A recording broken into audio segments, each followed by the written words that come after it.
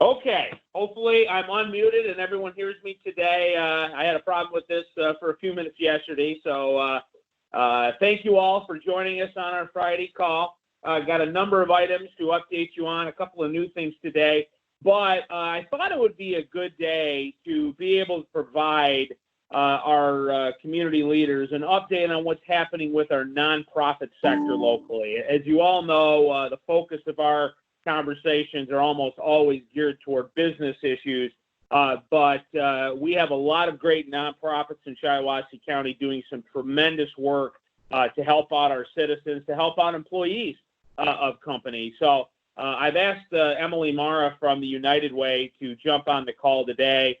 She's doing great work with many community partners just to give everybody an update on what's happening, what the needs are, possibly how you can help, and then certainly if you have any questions for her. So with that, Emily, the floor is yours.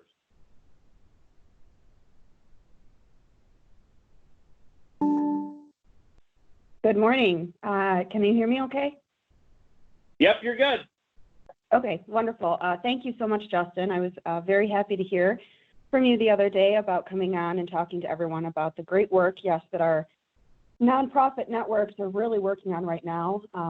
It's pretty incredible. We have multiple weekly calls, and it looks as though the majority of the needs are being met through our emergency hotline that we do have within Shiawassee County. I'll make sure to share some different graphics because we do want to make sure to get that information out there as best possible. Raise Up Shiawassee is doing a wonderful job on their Facebook page sharing information. And I'd encourage business owners to also, share with your employees, share with your team members, share with your loved ones this number, because we do want to make sure that any needs that arise that are COVID related are being directed to this hotline. It's being managed by our health and wellness here in Shiawassee County, and they're doing an incredible job. So one of the biggest issues that we are facing right now is our homeless community. Our shelters are at maximum capacity for their safety at this point because of how many people they are already housing. So looking at alternatives and creating not barrier-free shelters, but almost living spaces either at the Pines we're exploring. We're also looking at possibly different owners who may have rental units or multifamily spaces that are open right now. So that's kind of a call to action if anyone on this line does have access to that or resources to be able to help kind of organize some sort of relief effort to make sure that our most vulnerable populations are being taken care of during this.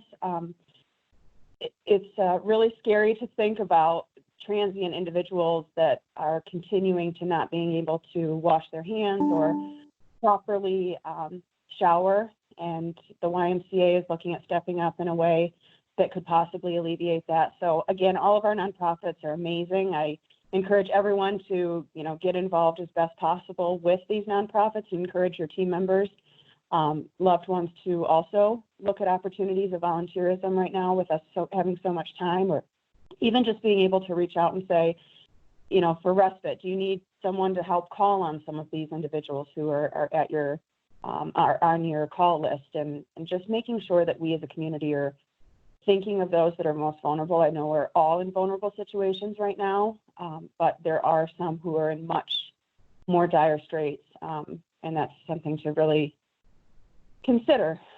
So I will share the hotline number with Justin and some different graphics that hopefully, I encourage you to put onto your social media, email out to your mailing list, and just make sure that we do share this word, because we have about $52,000 that we have raised for the COVID Relief Fund. We will be doing a Giving Tuesday Now, which is a national organization that usually raises money in December and talks about volunteer opportunities closer to Thanksgiving.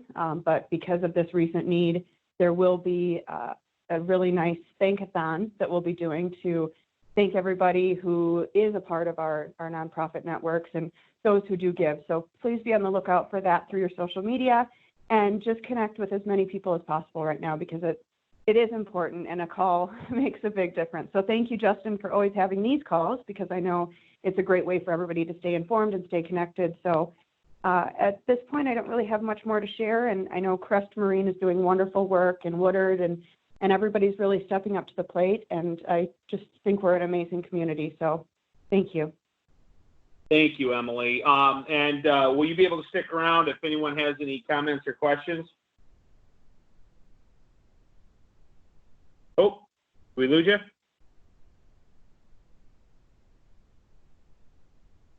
Okay. Hopefully everyone can hear me. So we're going to move on to the next item on the agenda. But if Emily, if you are still on, would definitely like to have you stick around in case anyone has any comments or questions at the end. So okay. Well, several items to cover here. I think, and we've been talking about this quite a bit this week, but I want to reiterate the sort of the next phase of reopening the economy. You know, we are going to hear from the governor today, I believe at 3:00. She's going to give an update. There are some early indications that she will try to suggest extending the order to May. Don't know what that means yet. I've also heard rumblings that some things may be allowed to reopen. I don't know what that means yet. So we're obviously in a little bit of a holding pattern. But whatever that date is, companies obviously need to be thinking about what does it mean to reopen and what are those safety protocols and things like that to take a look at. So as we've talked about, as some of you have done, provided input on what you are doing either currently or planning to do as it relates to creating a safe environment for your workers and customers. Jody has done great work in terms of putting that together. And Jody, I might have you comment on that here in a second, but want to make sure we're able to share that information with you.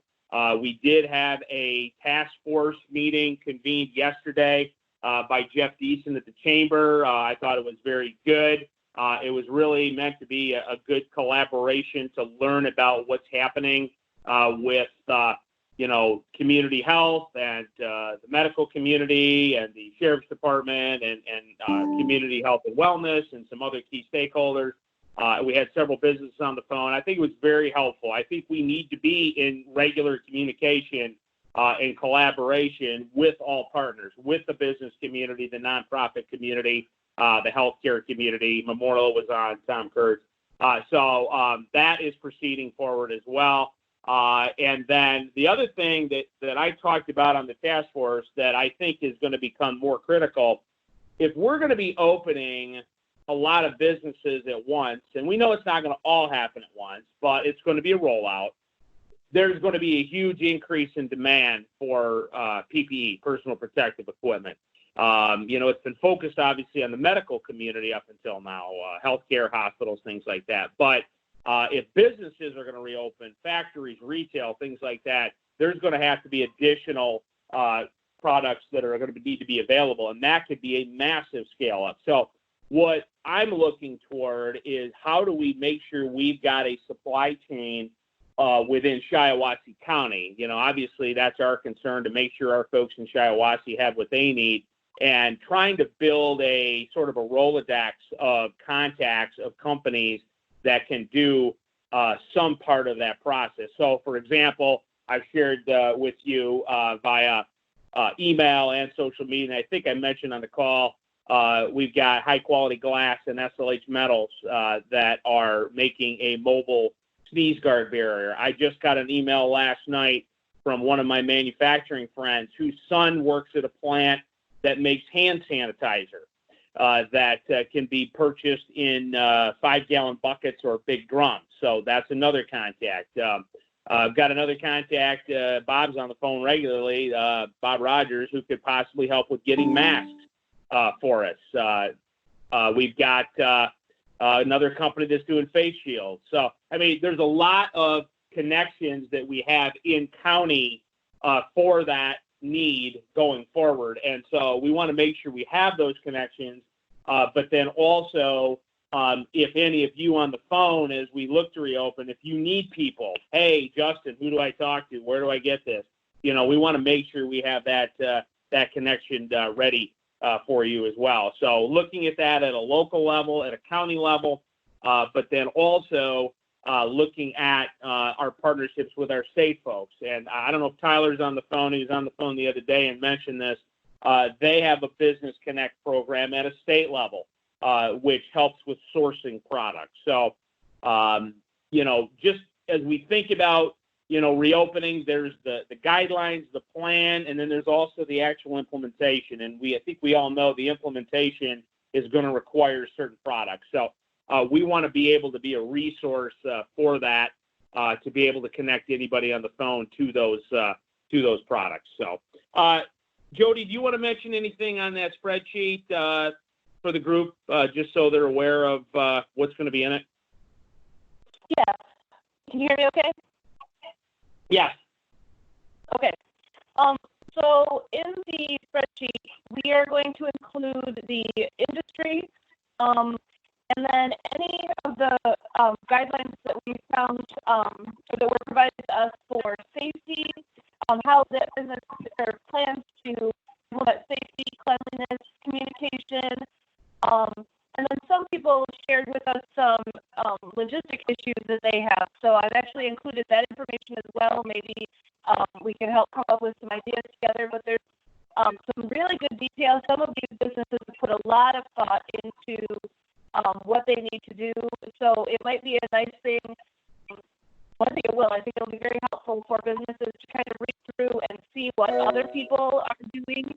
It might trigger something that will help in your facility. Obviously, each business is a little different, but I think there's some really good information here that would be helpful for any of the businesses to kind of take a look and see what you can implement you might not have thought of otherwise. Yeah. Thank you, Jody. Yeah, I think we all know businesses are doing things individually. The state's got, obviously, the legal authority is probably going to come down from the state as far as what most of those guidelines are. Our health department's working on things. I mean, there's a lot of people working on things. So this is not meant to be, the answer to everything, but it's just really hopefully going to provide some information to you. And it's a living document as you all come up with ideas to create a safe environment. Please do share that, and we'll make sure everybody on that task force group that I mentioned is aware of it. So yeah, that's what I wanted to mention on that. So yeah, if you have ideas on safety protocols, if you know people that can provide products or services, please let us know that. We want to be able to share that with everybody going forward. So okay. A few more things I wanted to talk about. Actually, Jody, why don't you jump back on again, because you were on a very interesting webinar yesterday that had some really good information. Yes. I was on a webinar for the Michigan Manufacturing and Technology Association, and the guest speaker was Brian Kelly, who is the president of the Small Business Association of Michigan. And he shared a lot of good information. If you go to the MMTA website, you can actually find the video from yesterday. But there were some key takeaway points or highlights from the call for businesses. And what they're recommending is to really get prepared now. We don't know when each business will be able to open, but don't wait until they tell you you're able to reopen to start getting all of these things in order. They suggest starting to establish a return to work plan now. Think about what you're going to need to do for social distancing and sanitation. Think of all of those things now. Develop a communication strategy with your workforce for your customer, for the workforce and for customers. You can start communicating now. Even if you don't have a lot of details at this time, start communicating with your employees. Start communicating with your customers to ensure them that you will have a safe environment when you do reopen, and take those steps to ensure the workforce will have a safe environment. when they return to work. Let them know that you plan on them being just as safe there as at home, and let them know how you plan on doing that. Procure your supplies now, the things that you will need, your cleaning supplies, face shields, masks, gloves. So basically, there are just a lot of things you can be doing now.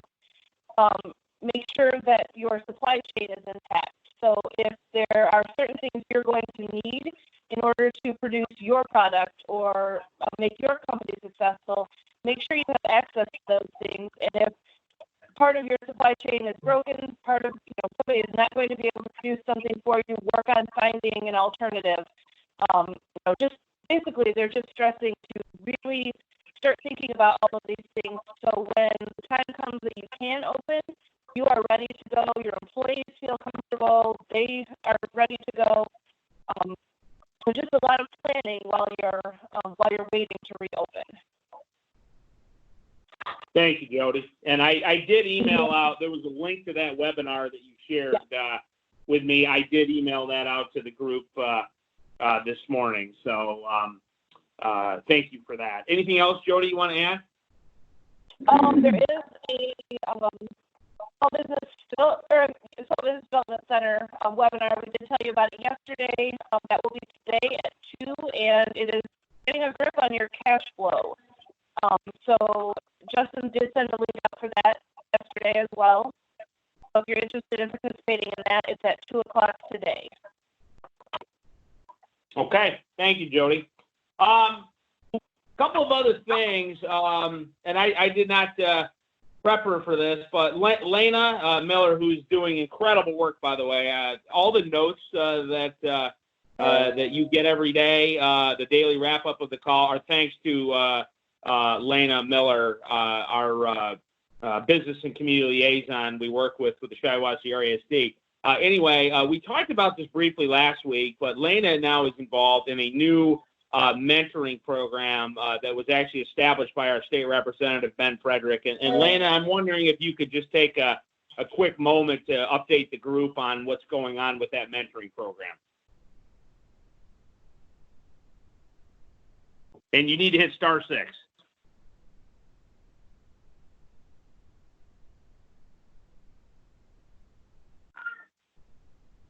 Oh.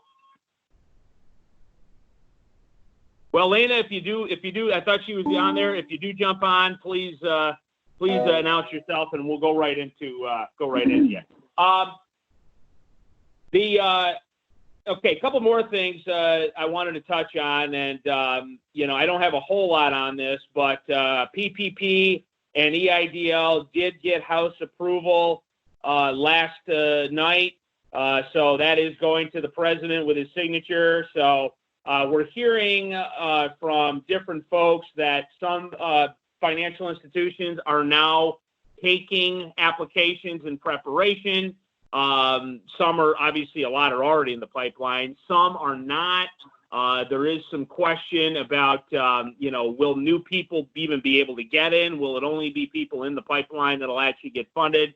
But hopefully now, with the House approving it, the president will sign it, those dollars will start flowing again very, very quickly. I don't have a timeline of when that's going to happen. I don't know if any of our lender friends on the call have a sense of that. Certainly feel free to jump in, but hopefully that'll be up and running again, and dollars will start flowing hopefully as soon as next week. And as I mentioned on the call the other day, based on our informal survey of companies, about 55% have either gotten their money or been approved. So 45% were waiting for that extra funding. So I'm hopeful, cautiously optimistic, I'll say, that we'll have enough money in the pipeline. We'll see, though. As always, talk to your financial institution. Be in touch with them. Regular communication. If you don't have one you're working with and you still want to look at this program, please do let us know ASAP.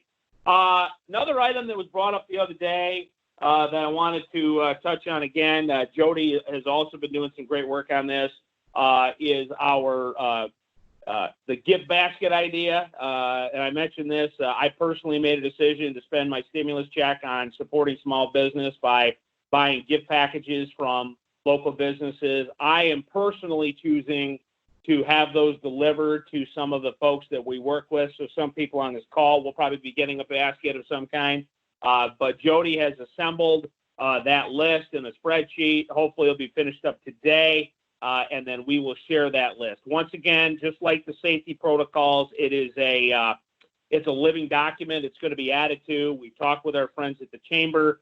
They're looking at some opportunities to be able to expand beyond that to other types of businesses. But want to share that with everybody because it could be something good to not only support small businesses through this trying time, but I've had a few folks that want to be able to give those baskets or packages to their employees as a thank you. So that should be ready to go hopefully later today.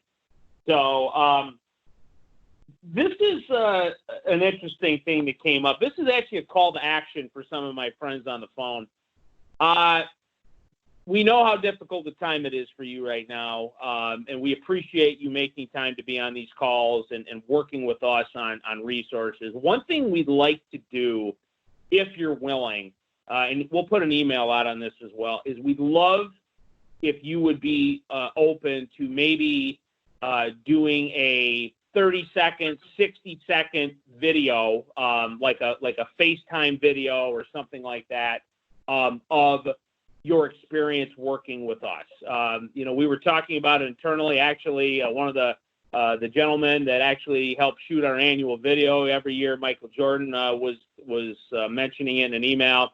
We want to be able to record these type things for posterity for the future. And I know probably people aren't a fan of being on a camera or anything like that, but it would really mean a lot to us since we can't see you right now and talk to you right now.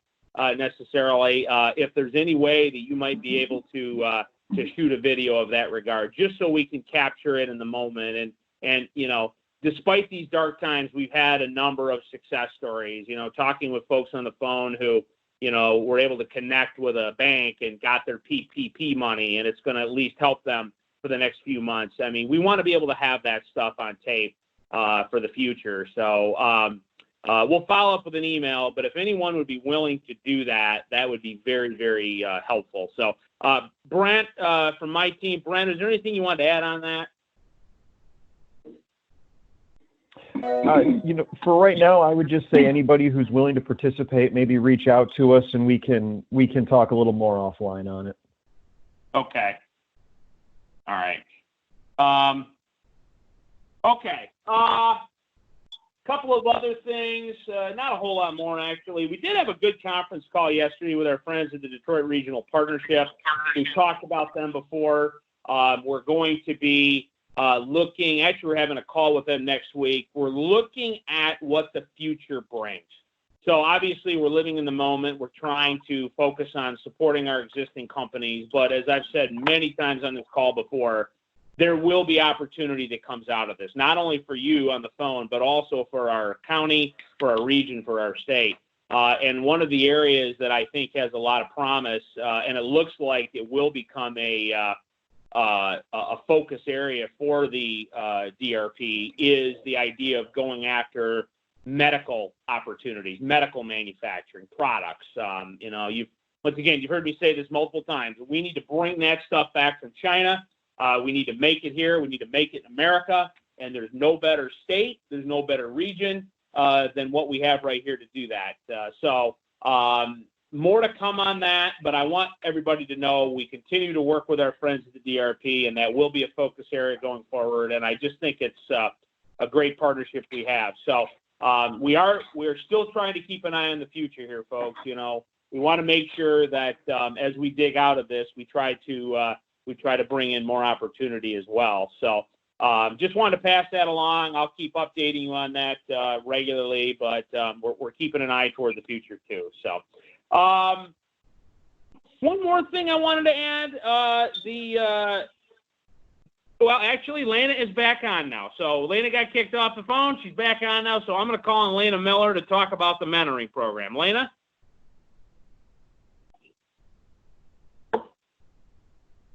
And you want to hit *6.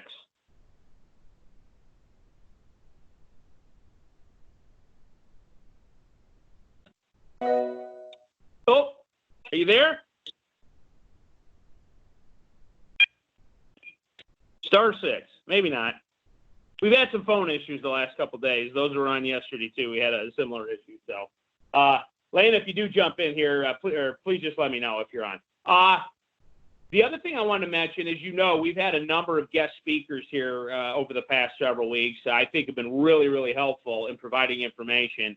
But if there's any... Oh, there she is. There she is. Okay. Sorry. Go ahead, Lana. Go ahead. Struggling with technology this morning. I apologize. It's okay. It's okay. Go ahead. So Ben Frederick approached us about doing some mentoring for the 2020 graduates. What that entails is we would virtually reach out or connect with these individuals. So a senior would request some mentoring and then list of volunteers who are willing to be paired with these seniors. And they can do things like review job applications, look over resumes, look over cover letters, and even do a mock interview via technology such as Zoom. And so the RESD is helping to coordinate that and fielding the senior part of it. And then he has established the list of mentors. So if you know of anybody, you could reach out to us. The email is mentor@SEDP. Can you give that again, Lana? mentor@SRESD. SRESD. Okay, very good. Thank you, Lana. Nope. Okay. If anyone wants to participate, please do send that email. So the two things then that I had remaining, one was on speakers. So I was mentioning that. We've had a lot of great ones. If there's anybody on the call, if you want to let me know, if there's anybody we haven't had that you'd really like to have to hear from on one of these, please do let us know because we'd be happy to get them on. The last thing I want to mention, as always, jobs. If you have them available, let me know. We did hear from a manufacturer yesterday that's looking to hire for some MIG welders and a painter. Please do get in touch with us. We'd be happy to help promote those opportunities. So with that, I will open up the floor. Any comments or questions for anybody? Go ahead.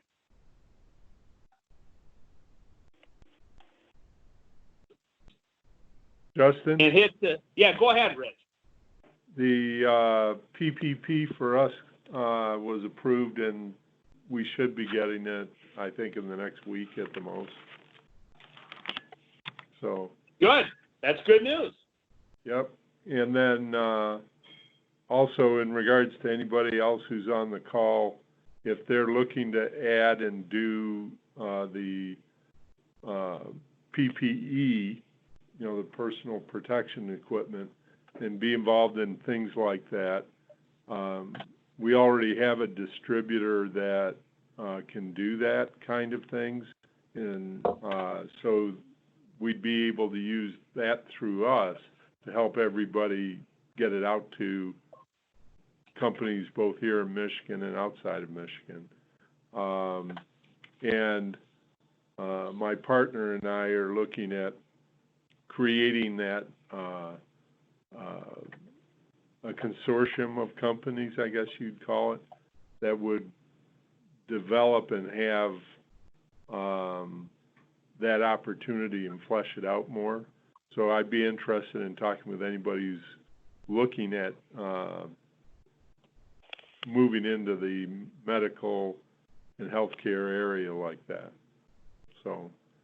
Very good. Thank you, Rich. Justin can give you my contact information. So I think what we'll do, I don't know if Tyler DeBraymander is on the phone. He usually jumps on these calls. Tyler, I don't know if you're there. If you are, hit *6. But once again, I mentioned there's a state database, PMBC, Pure Michigan Business Connect, for all this, which is great, and we support that. But I think the idea of having a local Business Connect, a spreadsheet, a basic spreadsheet that has, here's the company, here's the contact, here's the products they can provide, I think would be very helpful. So we'll work on assembling that list and be able to share that with everybody.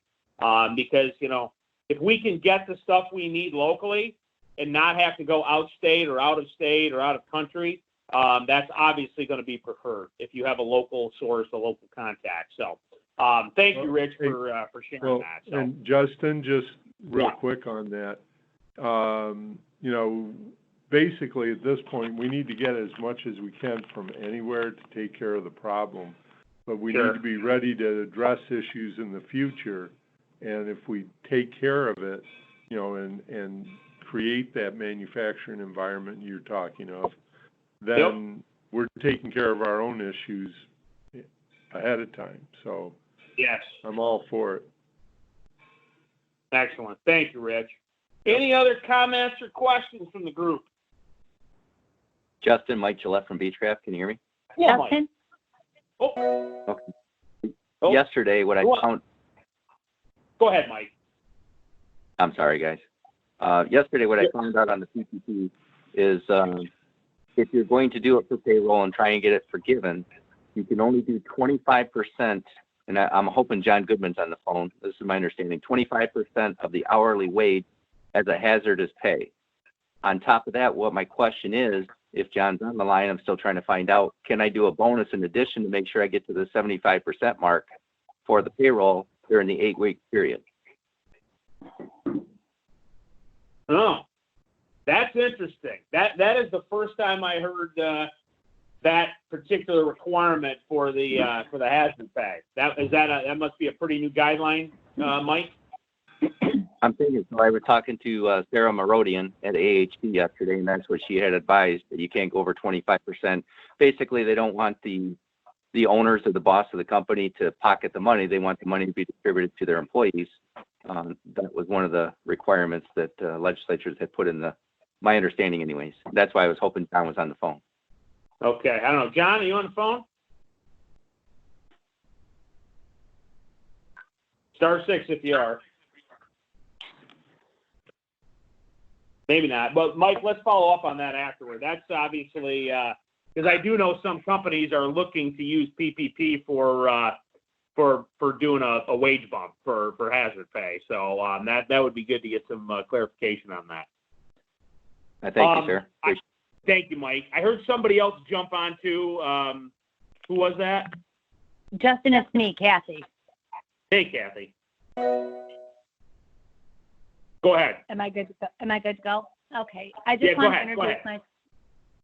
introduce myself. My name is Kathy Ballmer, and I'm with WLNS TV6. And I'm not here to sell anybody anything, but I just want to remind people the power of Facebook. We can help with a Facebook post. We can help blast it at a local zip code. We've had huge success with local businesses at a very reasonable rate. I kind of jumped on for the nonprofits to see what I could do to help out, but I'm more than willing to help out any business that's out there. For example, the power of our Facebook, we zero in on a zip code or zip codes. And we had Williamston Food Bank who, within a 1-week period, had raised $6,000. The Hazlitt Food Bank has raised just under $5,000.